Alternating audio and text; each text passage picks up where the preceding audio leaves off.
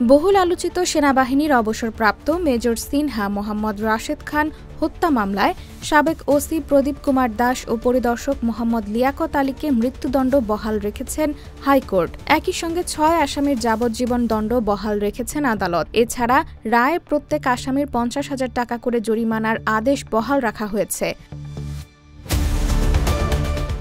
সোমবার বিচারপতি মোহাম্মদ মোস্তাফিজুর রহমান ও বিচারপতি মোহাম্মদ সগির হোসেনের হাইকোর্ট বেঞ্চ এর রায় ঘোষণা করেন।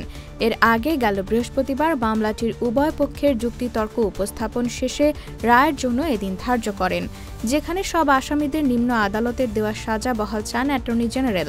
আদালতে রাষ্ট্রপক্ষে শুনানি শুরু করেন অ্যাটর্নি জেনারেল মোহাম্মদ আসাদুজ্জামান। ২০২০ সালের ৩১ জুলাই রাতে টেকনাফ মেরিন ড্রাইভ সড়কের শামলাপুর চেকপোস্টে পুলিশের গুলিতে নিহত হন মেজর সিনহা মোহাম্মদ রাশেদ খান।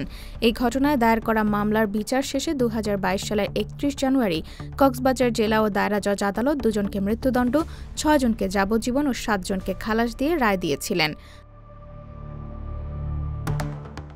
বিচারিক আদালতের রায়ের পর নিয়ম অনুসারে মৃত্যুদণ্ডপ্রাপ্তদের দণ্ডাদেশ অনুমোদনের জন্য ডেথ রেফারেন্স হাইকোর্টে আসে। অন্যদিকে দণ্ডিত আসামিরা আপিল ও জেল আপিল করেন। তবে এক্স ফোর্সেস অ্যাসোসিয়েশনের সদস্যরা বলছেন, রায় ঘোষণার ১ সপ্তাহের মধ্যে ওসি প্রদীপ সহ মৃত্যুদণ্ডপ্রাপ্তদের ফাঁসি কার্যকর করতে হবে। গেল এপ্রিলে এক সংবাদ সম্মেলনে এই দাবি করেছিলেন তারা।